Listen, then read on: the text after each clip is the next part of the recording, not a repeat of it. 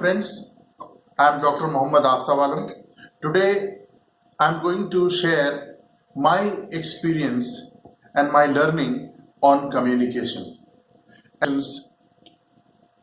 I have gathered a lot of experience in communication, and I have been teaching communication and organizational behavior as a lecturer in Kanpur University and in Aligarh Muslim University. So I just want to share a couple of things with you. I hope that it will give you the wide spectrum on communication. Different aspects of communication have been talked about by various scholars and learned and enlightened minds.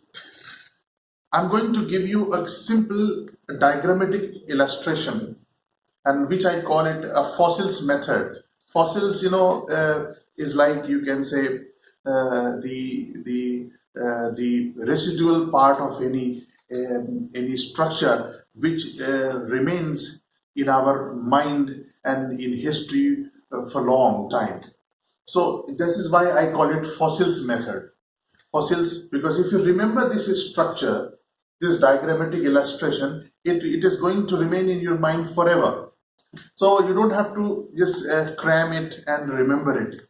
Just look at this diagram. I'm going to tell you about communication and communication skill. Firstly, so communication is, as we all know, that it is sending message between two people. One is the sender, another is the receiver. The typical, you can say, the definition. It is this, you can say, transmission of message between two persons. And every, you can say, communication has some objectives. Either it is to influence, or to educate, or to inform, or to form team, or to motivate, or to inspire. So whatever we do to communicate, it has the objectives in some way or the other around these objectives. Understand? Okay, before moving ahead, communication, we know that it is broadly categorized into non-verbal and verbal. Verbal constitute 80% of our communication, and the 20% constitute the, you can say, verbal part. So in non-verbal communication, it comprises of body language, gestures, postures, expressions, etc. And the 20% is the verbal. Verbal means the words what we speak, the contents, or it may be written or through vocal expressions, what we speak, all together constitute 20% of the whole of our communication. So this is about. Now let us come back here. Communication, if we have all these objectives or any of these objectives aligned with our organizational goal and objectives, it becomes professional communication. Professional communication is a communication when it has objective and a goal according to the company's and organization needs, organization's aspirations, organization's vision, aligned with the, you can say, the operations and the, you can say, the activities of the organization. So when we have these objectives, it is called professional communication. Now the question comes here that to be a perfect or impactful, you can say, the communicator professionally, what are things required?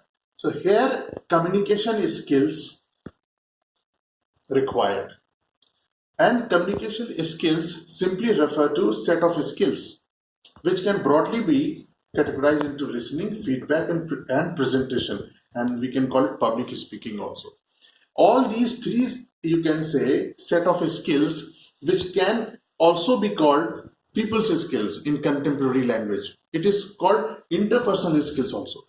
The behavioral and you can say the action oriented part of all these set of skills, they are also called interpersonal skills. If you want to be a professional, you can say HR person. If you want to be a leader, a business leader, or if you want to succeed in whatever, you can say, a sphere of our life. Understand? So all these three are important. Now you look at this listening. In communication, the listening is you can say the foremost and the major part of our communication. We cannot be good communicator without being a listener. Listening is as important as, you can say, speaking. I would say rather it is more important than speaking. Listening is very important. It is conscious process. It is cognitive process. It is with all senses. It is not simply with ear. We listen, we listen, you can say, to the facts and figures and each and every, you can say, phenomena with all our senses, and we analyze it.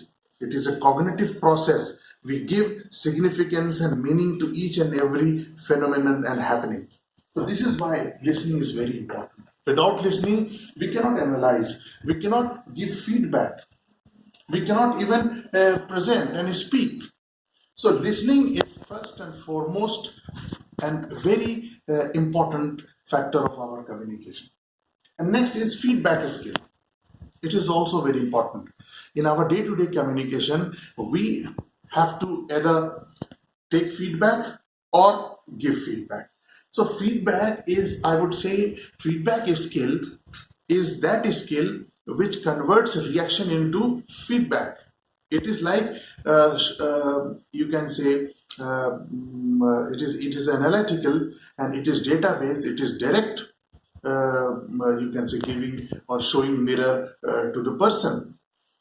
So it is a skill, and there are you can say a lot of techniques that we must give feedback with positive point initially, and then we should focus on subsequently the negative part, or we should not rather say negative part, we should say improvements points, like that. So feedback is also very important, and presentation skills and this public speaking. No person and no professional can be successful in a professional life without presentation and public speaking quality.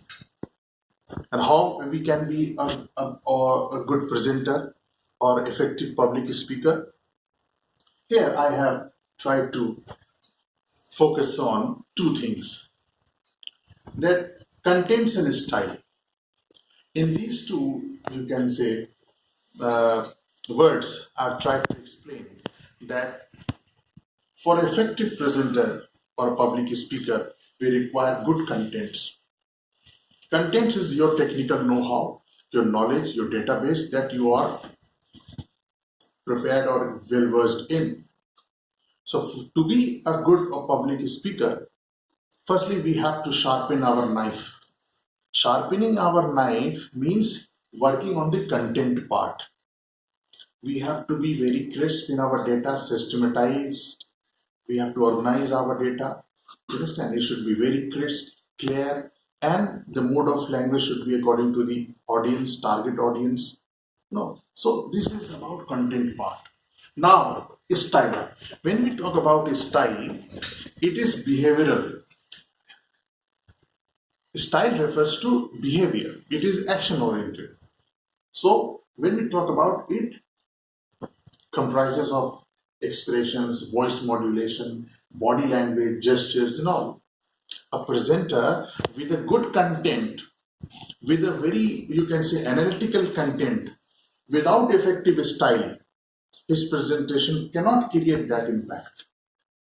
If he has the objective of influencing people, motivating people, inspiring people, you understand? So maybe all these objectives are in the background, and if we have to achieve it through impactful communication, then style is very important.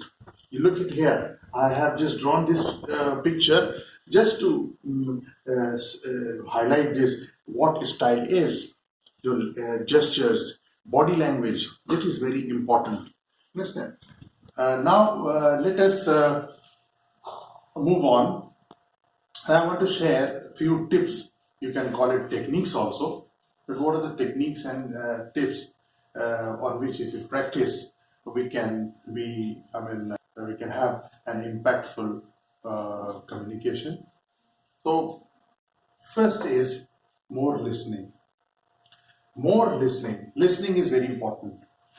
As much as we can, we listen to the significant and meaningful contents, we absorb it, we retain it, we analyze it, and we rehearse it. All things go simultaneously, because what we speak, it is just the spontaneous result of our absorption through listening, how much we have absorbed. No, more rehearsing, repeating those things, churning, these are the things that will help in betterment of our communication. Work on facial expressions, understand body language. These are the things on the part of the style, behavioral part, and that makes our delivery impactful. Reading good contents is also a readout, or you can say have the inputs of the meaningful and the good contents. Understand? Practice through looking glass. We can stand before the glass, in mirror, and we can practice that how our gestures are going on, whether these gestures are in sync with our verbal delivery. Because if the body gestures and body language, they are in sync with the delivery, the vocal expression, it the delivery and the communication altogether, it becomes impactful. Be systematic in contents. We should organize our thoughts, systematize our contents, and we should speak. Now, this is a part of, like, on content parts, like, sharpening the knife. The more we sharpen our knife, the more, or you can say, better the communication would be. So content, it should be organized, crisp, clear, analytically analyzed, you understand, and it should be better organized, so that a presentation is better, and it is very easy and comprehensible for the audience and the target client. Respect individuality. That is very important part, because whomsoever we are communicating, we have to respect the individual. Every individual has his own dignity, and he needs to be accepted however he or she is. So we must respect that individuality, and keeping in that in mind, if we communicate, so our communication is free of all biases and prejudices. That is very important. We must understand our client, for whom we are going to communicate, whom we are going to focus, whom we want to influence. The client. The client will decide, and according to the client, we should adopt our mode of communication and language and all. We have to be precise and clear in our communication. Adopt the mode of communication which is acceptable. That is very important. We should speak the language the audience and the client understands. We should avoid using those words, and you can say, and the words which are out of the world, and not just to show off, and to give a message that the person, the communicator is a renowned, is an intellectual. Just for a show off of intellectual hegemony, we use very, out of the world words. So it's better to avoid those words. We should use common language according to the target audience.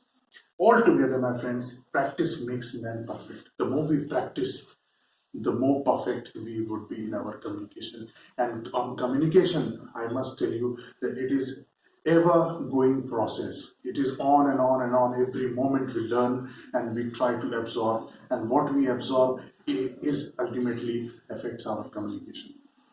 Thank you so much.